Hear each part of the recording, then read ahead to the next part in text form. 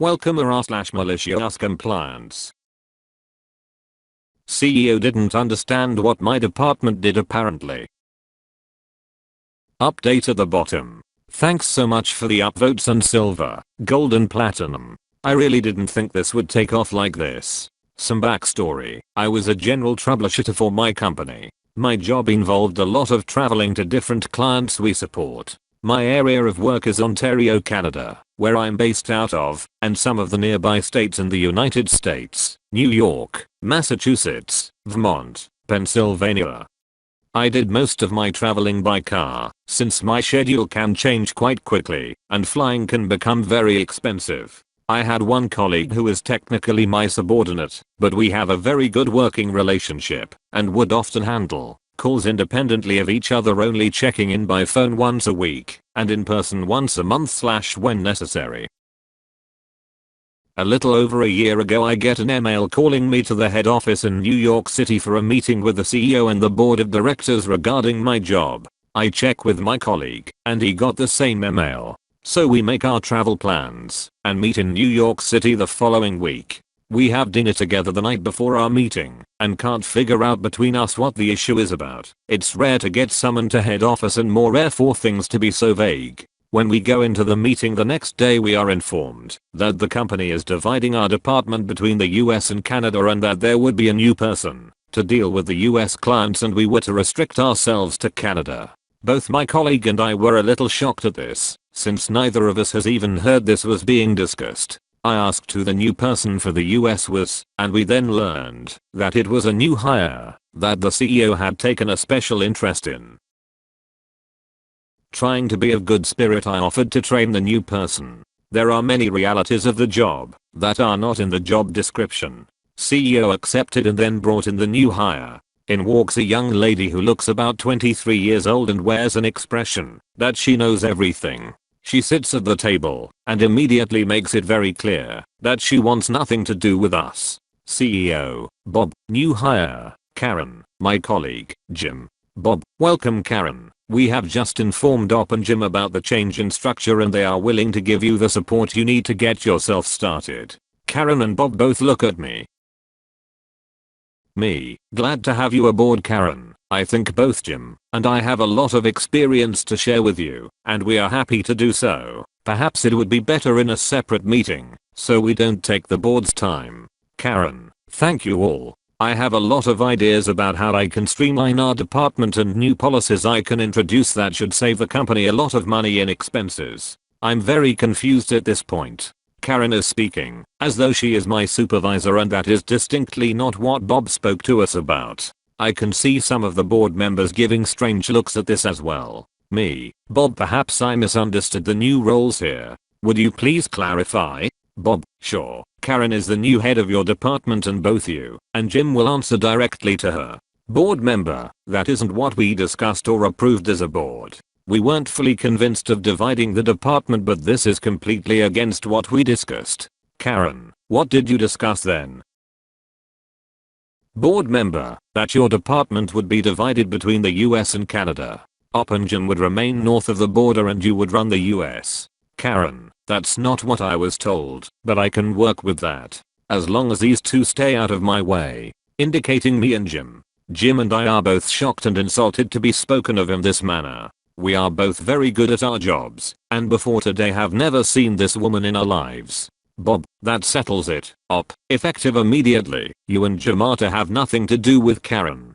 Do not interfere with her work at all. You are both to restrict yourselves to working within Canada only. With that he ended the meeting and left the room with Karen closed behind him. Jim and I sat there stunned for a moment, and some of the board members came up to us to express their shock and sympathies about this. I had enough presence of mind to ask if we would get a written directive of this change, and was assured we would. Sure enough, both Jim and I got emails with the new directive from Bob by the end of the day. So after sending an email to all our US based clients advising them of the change and giving them the contact information of Karen, Jim and I made our way back to Toronto and reorganized ourselves for working within Ontario only. This meant much less traveling for us, so it gave us more room to breathe.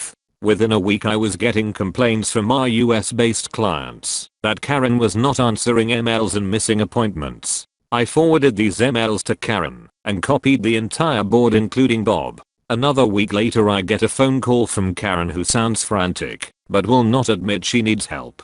She makes pleasant conversation and then asks how I would handle a particular type of situation. I tell her I'm really not interested in discussing work as that might be seen as interfering in her work. Later that evening I get a call from Jim telling me he had the same conversation with Karen and handled it the same way. By the end of that month I get a call from Bob asking if I will take over the entire department again. I politely tell him no, since I didn't want to interfere with Karen and her role. For the next 3 months I'm getting emails and phone calls from US clients asking if they can have me back as their contact. This confirms an idea that had been in my head.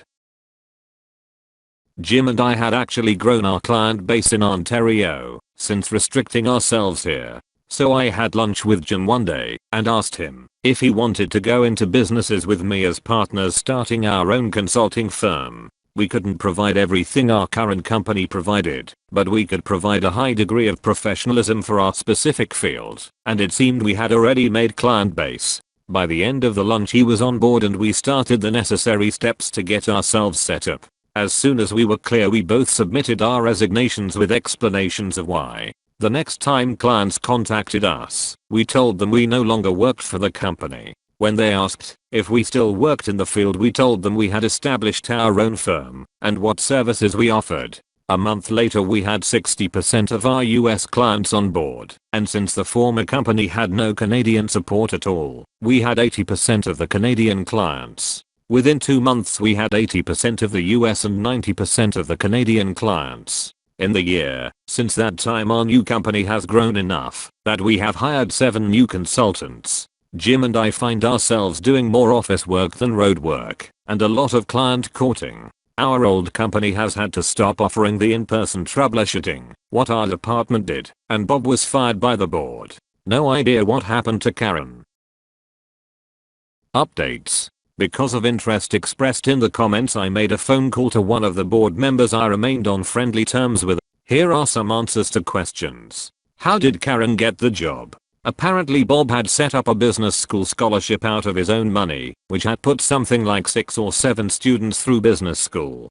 Karen was the latest graduate and Bob wanted to give her a start in the business world. Was Bob sleeping with Karen? No clear answer was given. But Bob's wife divorced him shortly after he was fired from the company. Make of that what you will. What happened to Karen? Apparently she got a job as middle management in a financial services company. Hopefully she can still build a life for herself and had learned some important lessons. What happened to Bob? Last heard he was a regional director for a large hotel chain. Hopefully he also lands on his feet. Everyone deserves a chance to make a life for themselves. Some questioned why the board was there for this meeting. I honestly don't know and neither did the board member I spoke with. It was one of their regularly scheduled meetings and Bob added things to the agenda.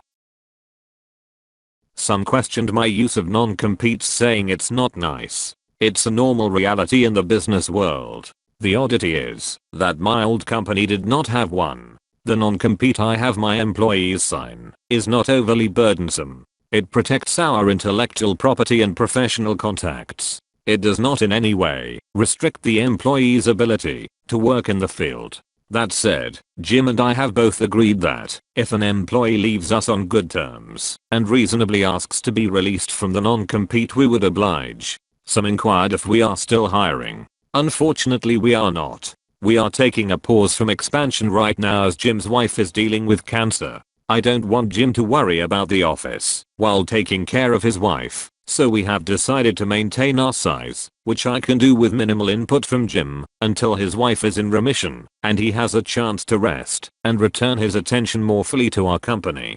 Jim and I treat each other like family, so this is a natural step for us. Thank you all so much for your interest and the great feedback and discussion in the comments. Edit. Replaced all the initials with names because a number of people commented the initials made it difficult to follow.